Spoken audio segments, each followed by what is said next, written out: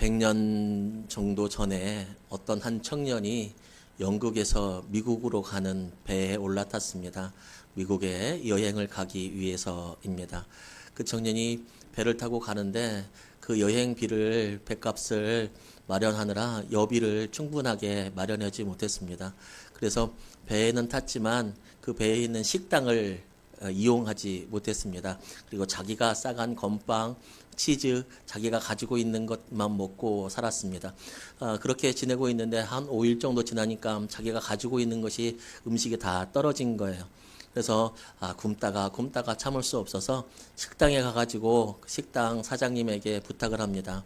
선생님, 제가 이렇게 여행하느라고 가고 있는데 돈이 없어서 음식 값을 지불하지 못할 것 같습니다. 혹시 남은 음식 있으면 좀 주시면 감사하겠습니다. 부탁드립니다. 그렇게 말을 했습니다.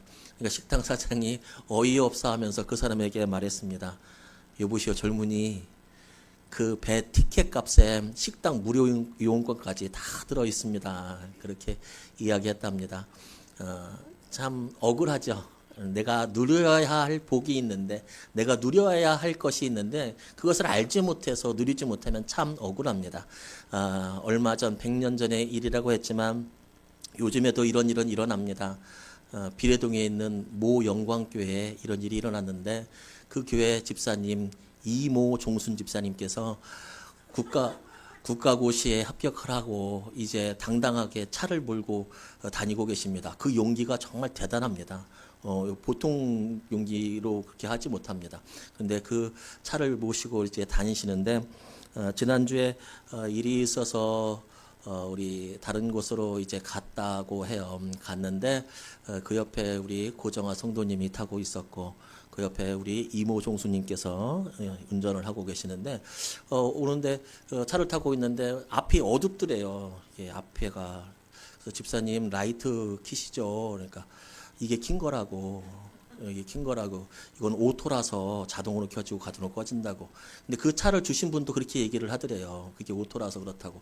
그럼 집사님 이렇게 안 보이는데 어떻게 운전을 하세요? 하니까 옆에 차가 탁 지나가면 불빛이 비춰주면 그걸 보고 얼른 운전하고 이렇게 한다고 해요. 근데 아무리 봐도 우리 고정아 성도님이 참 지혜롭지 않습니까? 고정아 성도님이 아무리 봐도 이거는 끈 것 같다는 거여서 코를 한번 돌려봤대요. 그랬더니 환해졌답니다. 빛이 있으라 하니까 빛이 이거 요즘은 조작법이 많잖아요. 옛날에는 그냥 앞으로 가고 뒤로 가고만 했는데 지금 뭐 열선 키트도 있고 뭐 또 많은데 참 이거가 어렵습니다. 참 억울하죠.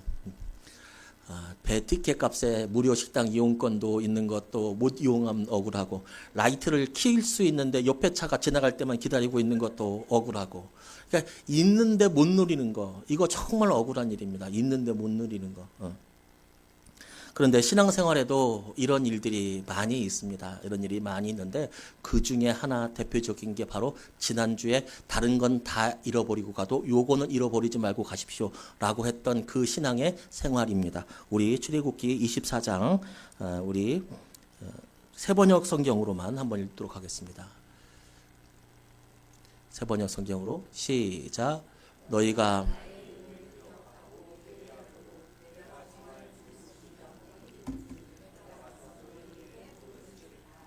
아멘. 여러분, 우리는 기복주의는 아니지만 우리에게 있는 모든 복은 하나님께서 주신 것인 줄로 믿습니다. 우리에게는 하나님이 최고이지만 하나님은 그 하나님께서는 우리에게 약속해 주신 것이 있는데 그것은 복을 주신다는 말씀입니다. 그 최고의 복은 하나님이고 그 최고의 복 하나님께서 주시는 다른 것들이 있는데 그때 하나님께서 약속하신 것이 무엇이냐면 내가 예배할 때 내가 너에게 복을 준다라고 하는 그 약속입니다. 이것을 누리지 못하고 살아간다면 식당을 이용하지 못했던 그 청년처럼 우리는 억울한 삶을 살아가게 될 것입니다. 우리는 이것을 잘 기억하고 예수 믿고 난 후에 예배 잘 드림으로써 하나님께 주시는 복과 은혜도 누릴 수 있는 은혜가 있기를, 그리고 그러한 지혜와 그러한 결단이 있기를 주님의 이름으로 축복합니다. 민수기 통독을 하고 있습니다. 그러니까 통독 중에 제가 요즘에 민수기를 읽고 있습니다. 민수기를 읽고 있는데 민수기 7장에 보면 제사 드린 사람들의 이름들이 나오고 그 사람들이 무엇을 얼마나 드렸고 무엇을 얼마나 드렸고 무엇을 얼마나 드렸고 그것들이 쫙 나열되어 있습니다. 몇 절까지 있냐면 89절까지 있습니다.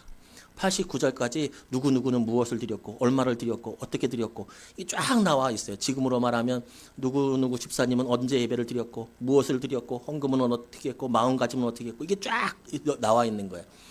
그것을 이제 읽으면서 길잖아요. 80 몇 절까지 89절까지 말씀 읽으면서 저는 그분들 그 드린 이름 명단은 저는 잘 모르잖아요. 왜냐하면 그분들이 성경에서 큰 비중이 있는 것이 아니라 그렇게 예배 드리는 이름 거기에 이렇게 나오는 분들이 대부분이기 때문에 이게 지금에 와서 나에게 어떤 의미가 있을까 생각을 해보고 그리고 또 너무 지루하고 그래서 읽는데 마지막 부분에서 나에게 주시는 하나님의 의미가 있더라고요. 나도 그리고 우리도 하나님의 생명의 책에는 하나님의 기억에는 내가 언제 예배를 드렸고 어떻게 예배를 드렸고 어떻게 마음가짐을 했고 그것들이 쫙 나열되어 있겠구나. 여러분 오늘 드리는 이 예배도 하나님의 생명의 책에 하나님의 기억 속에 하나님의 은혜 가운데서 우리의 예배가 기록될 줄로 믿습니다. 우리의 예배가 그렇게 빼곡하게 어렸을 때부터 언제 어떤 상황에서 예배 드렸고 언제 어떻게 그 어려움을 이기면서 예배 드렸고 예배 드릴 때 어떠한 고난을 받으면서도 그것을 이기면서 예배 드렸고 그것들이 빼곡하게 적혀 있을 것입니다.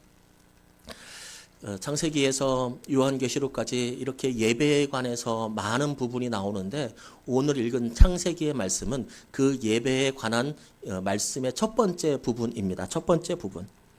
오늘 본문에서 두 명의 사람이 예배를 드립니다. 한 명은 가인이라고 하는 이름을 가졌고 또 한 명은 아벨이라고 하는 이름을 가졌습니다.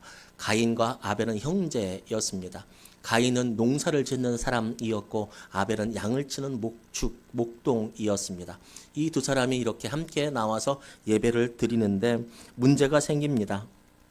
가인은 자기가 농사꾼이니까 농산물을 가지고 와서 하나님께 예배를 드렸고 아벨은 자기는 양을 치는 사람이니까 목동이니까 양을 가지고 와서 예배를 드렸습니다. 그런데 문제가 생겼는데 무엇이냐면 하나님께서는 농산물을 가지고 온 가인의 예배는 받지 않으시고 그리고 양을 가지고 온 목동의 아벨의 예배는 받으셨습니다. 한 사람은 받으셨고 한 사람은 받지 않았습니다.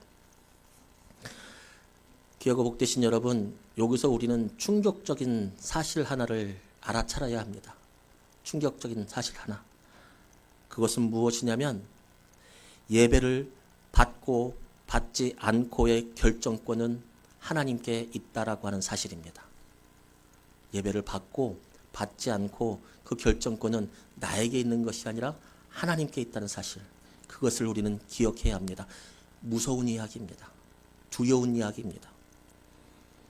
우리는 주일을 맞아서 예배에 참석하기만 하면 다 예배 드린 줄로 압니다. 여러분, 착각입니다. 내가 왔다고 다 예배 드린 게 아닐 수 있다는 말입니다. 가인과 아벨 둘이 똑같이 하나님께 나아가서 예배 드렸습니다.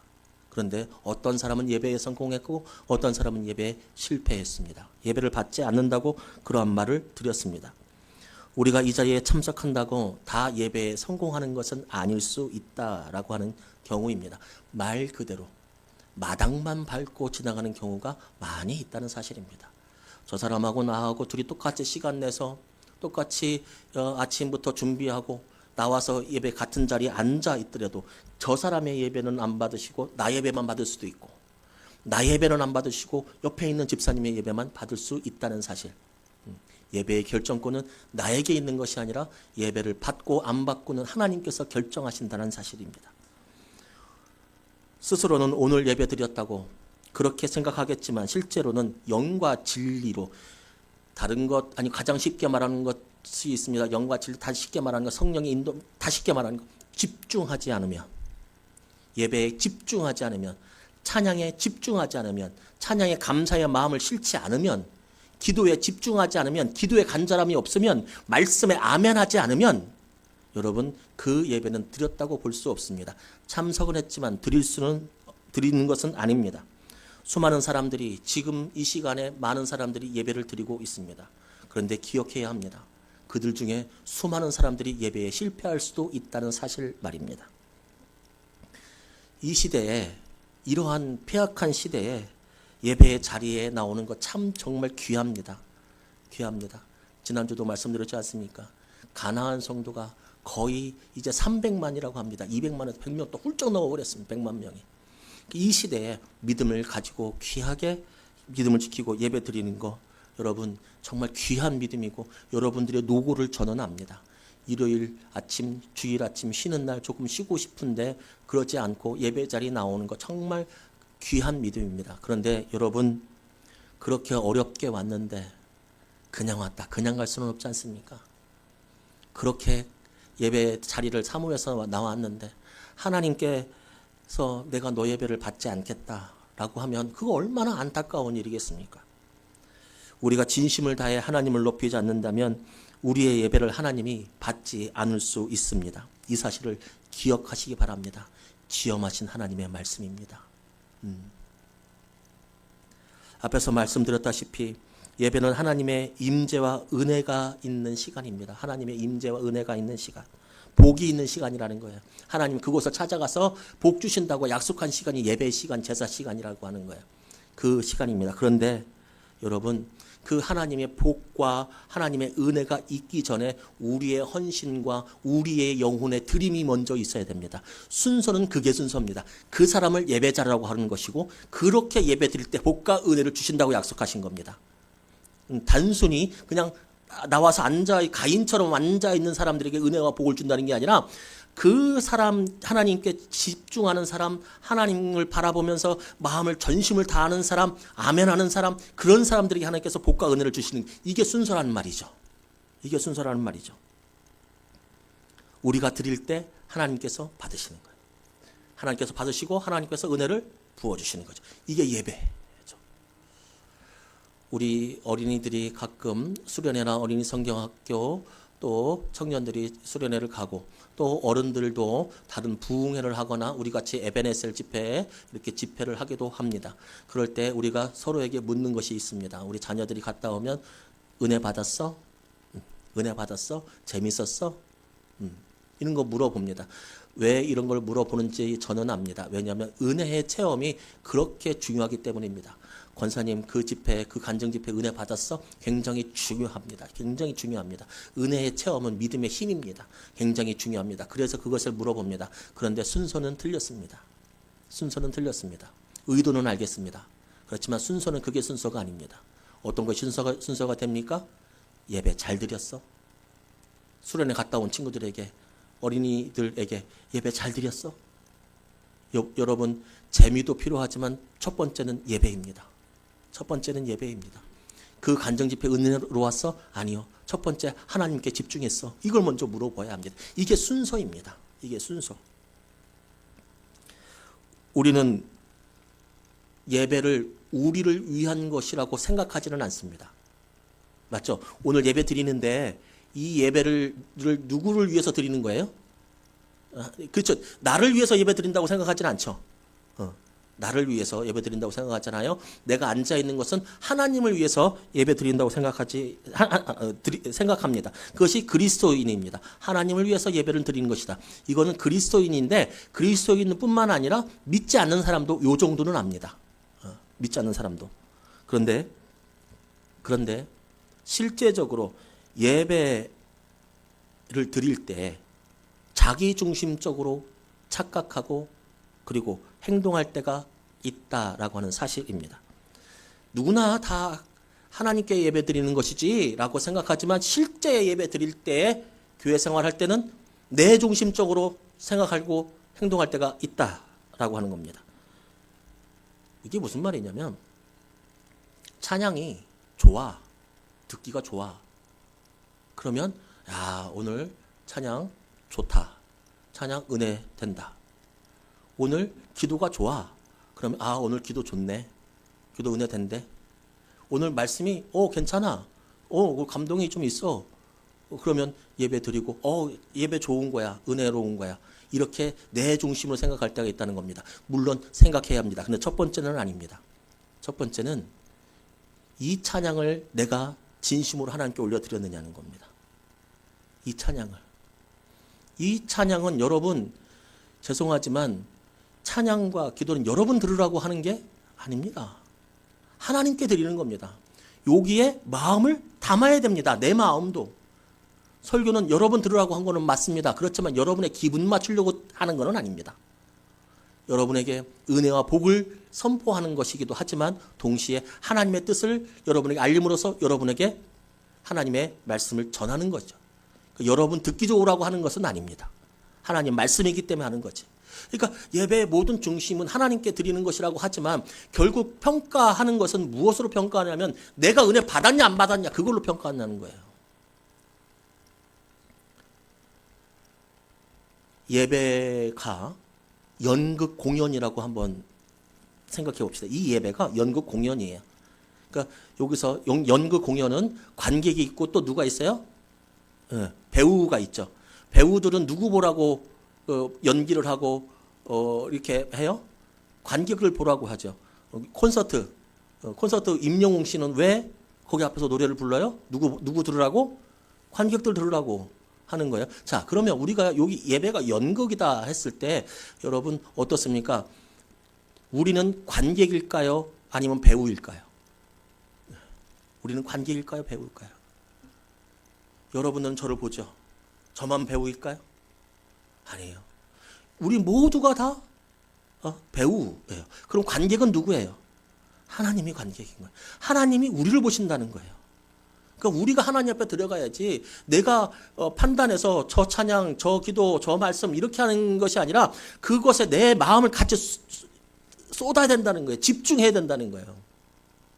우리는 관객입니다. 우린 관객. 예전에 예배에 관해서 여러 가지 지적하는 것들이 있었고 교회의 용어에 대해서 지적하는 단어들이 몇 가지가 있습니다. 그 중에 대표적인 것이 바로 예배 본다입니다. 예배 본다. 예배 보러 가. 이 말이 호되게 꾸지람을 받았습니다. 왜냐하면 예배는 보는 게 아니라 예배는 드리는 거야 라고 한다는 의미에서입니다. 그런데 그것도 살짝 조금은 의심이 갑니다. 꼭 맞는 말은 아닙니다. 왜냐하면 우리나라에서 본다라고 하는 것은 눈으로 보는 것만을 의미하지는 않습니다. 장 보러 간다, 애 보러 간다, 일 보러 간다.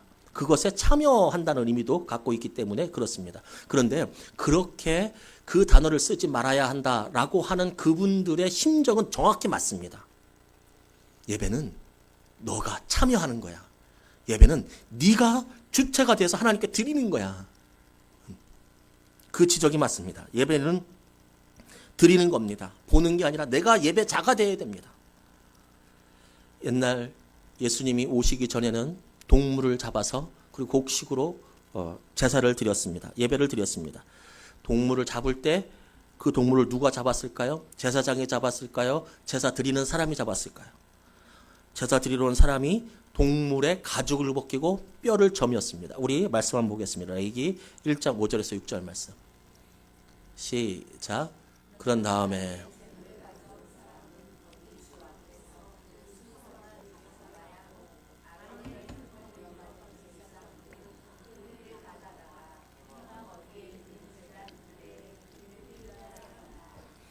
제물을 가져온 사람이 그 제물의 가죽을 벗기고 고기를 점여 놓으면 누가 벗기는 거라고요? 제물을 가지고 온 사람이. 제사장은 그 옆에서 그냥 돕는 거예요. 피 뿌리고 이렇게 하고 그 사람이 다 잡아야 되는 거예요. 제사는 제사장이 주체가 아니고 앞에 있는 사람들이 주체가 아니고 제사는 내가 주체라는 거예요. 내가. 주체는 나예요. 그러니까 저 사람이 설교를 잘하든지 못하든지 그거는 두 번째 문제예요. 그건 두 번째 문제. 저 사람이 찬양을 잘하든지 못하든지 저 사람이 뭐 기도를 잘하든지 못하든지 그게 두 번째 문제라는 거예요. 첫 번째 문제는 뭐예요? 내가 그것에 마음을 쏟느냐는 거야. 이거 하나님께 집중하느냐는 거예요. 하나님께서 가인의 예배를 거부하신 것을 보고 우리는 하나님께 결정권이 있음을 압니다. 그래서 하나님께 결정권이 있으니 내가 결정하지 말고 나는 온전히 하나님께 집중할 뿐이다. 이렇게 나가가자고 한 말씀이에요, 지금. 그래야 된다. 아니면 마당만 밟고 간다. 진짜로. 그런데 여기서 생기는 의문이 있습니다. 그렇다면 왜 하나님은 가인의 예배를 받지 않으셨을까? 왜 가인의 제사를 받지 않으셨을까? 가인도 똑같이 아벨이랑 제물을 준비했습니다. 가인은 곡식, 아벨은 양입니다. 그런데 양은 받으시고 곡식은 받지 않으셨습니다. 곡식보다 양이 비싸니까 그랬을까요? 양보다는 곡식이 싸니까 그랬을까요? 왜 그러셨을까요? 여러분, 농사가 힘든가요? 아니면 양치는 게 힘든가요? 목동이 힘든가요? 양치는 게 힘들어요? 농사가 힘들어요? 농사 한 표.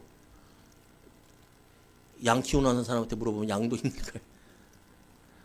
소 키우는 사람한테 물어보면 소 키우는 게 더 힘들다고 할까요? 둘 다 힘들어요. 그러면 둘 다 열심히 일해가지고 하나님 앞에 갖고 온 거잖아요. 둘 다 똑같이 귀한 거예요. 양도 귀하고 농산물도 귀해요. 그렇잖아요. 그런데 왜 그 정성도 똑같을 거고 그 노고도 똑같을 거고 가격 때문에 그렇지는 않았을 거고 왜 가인의 예배를 받지 않으셨을까?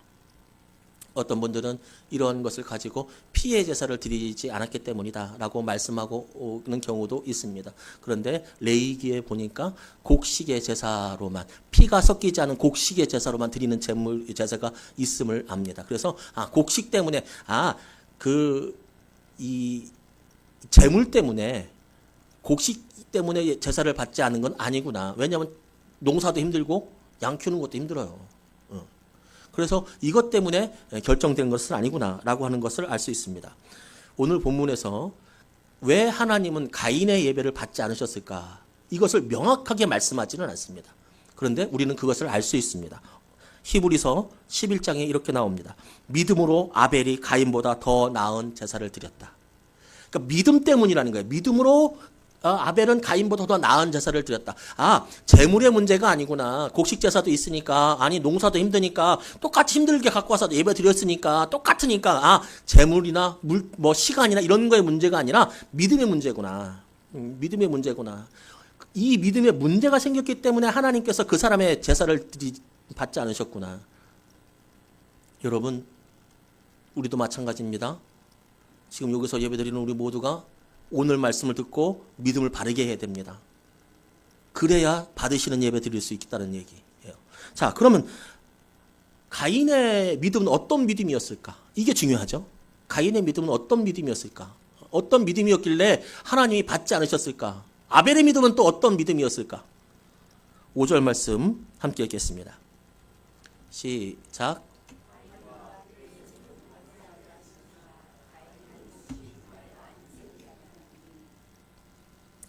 저게 가인의 믿음의 상태입니다. 저게 가인의 믿음의 상태예요.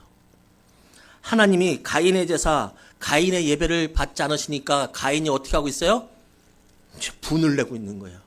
인상을 쓰고, 내가 예배를 드리면 받아야지. 내가 예배 드리러 왔는데, 내가 어떻게 이걸 키웠는데, 내가 예배 드리는데 왜 안 받냐고, 안색이 변하고 분해하며. 여러분이 요 소리 오늘 죄송하지만 상상해 보는 거예요.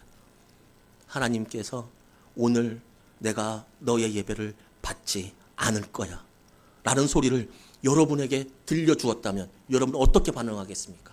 솔직하게. 하나님 서운합니다. 나 일주일 동안 일하고 오늘 나와서 예배 드리는데 그 예배를 안 받습니까? 이렇게 말하겠습니까? 아니면 하나님 나 슬퍼요. 내가 왜 예배에 실패했을까요? 하나님 내가 뭐가 부족해서 그랬을까요? 하나님 어떻게 하면 될까요? 이렇게 하시겠습니까? 가인은 하나님께 분을 내었습니다. 이게 가인의 믿음입니다. 하나님을 하나님으로 안 보는 겁니다. 하나님을 그냥 자신보다 조금 센 어떤 존재로 보는 거예요. 그래서 내가 어쩔 수 없이 머리는 숙이지만 그렇지만 마음으로는 그를 주님으로 인정하지 않는 거예요. 귀하고 복되신 여러분, 우리의 삶의 주인은 하나님이신 줄로 믿습니다. 모든 결정권도 하나님에 있고 그 하나님이 나를 사랑해 주신 너무 감사한 겁니다. 그리고 하나님께 우리는 고개 숙일 줄 알고 내 고집을 꺾고 하나님께 하나님의 뜻에 맞추는 것이 나에게 은혜임을 우리도 알고 그렇게 해야만 하는 것도 우리도 압니다. 그렇게 살아야 합니다. 가인은 그런 믿음이 아니에요. 내가 예배 드리는데 안 받아? 우리는 어떤 믿음이에요? 여러분 그런 믿음이에요 혹시? 내가 예배 드리는데 안 받아? 내가 교회 나왔는데 안 받아? 그러면 안 돼요. 하나님을 주인으로 모신 사람은 그렇게 하지 않아요. 하나님 내가 정말 집중을 했는데 부족했나 봅니다. 다음 주에는 내가 하나님 기쁘게 해드릴게요. 그렇게 가야 돼요. 하나님을 주인으로 모시는 믿음이 가인은 아니었다는 거예요. 교회를 이렇게 다녀야 됩니다. 교회를 이렇게 다녀야 돼요. 하나님이 주인입니다. 하나님이 주인입니다. 하나님이 주인입니다. 우리는 겸손히 예배에 힘써야 합니다. 겸손히 예배에 힘써야 합니다. 그런데 예배에 나오지 않는다면, 그것이 습관이 된다면 하나님과 멀어질 수밖에 없습니다. 이게 무슨 말이냐면, 이렇게 나와서 예배 드리는 것도 예배 잘 드리라고 하잖아요, 지금. 여러분 예배 다 나온다고 예배 다 드리는 거 아니라고. 마음을 잘 써야 된다고. 여러분이 관객이 돼서 하나님 기쁨이 돼야 된다고.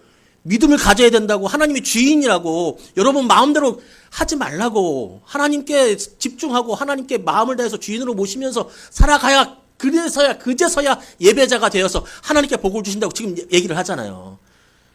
누구한테? 나온 여러분한테도. 근데 이 예배를 나오지 않는 사람들은 어떨까요?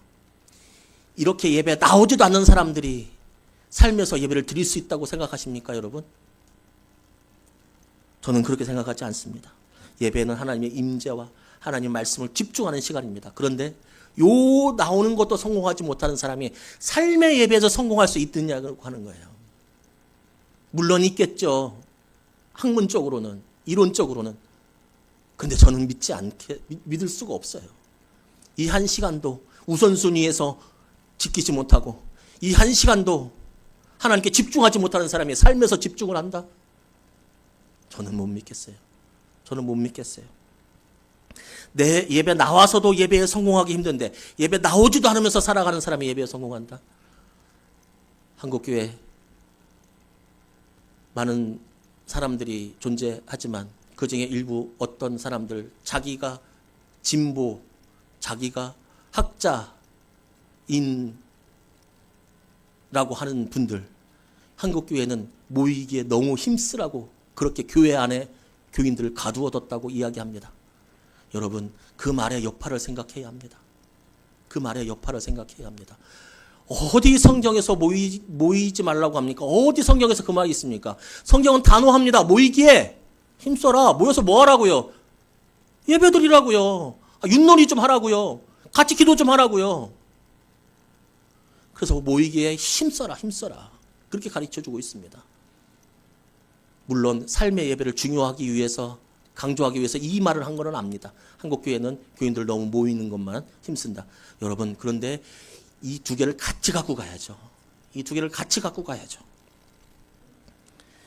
예수님이 제물이 되어 주신 지금 신약의 시대에 우리는 살아갑니다.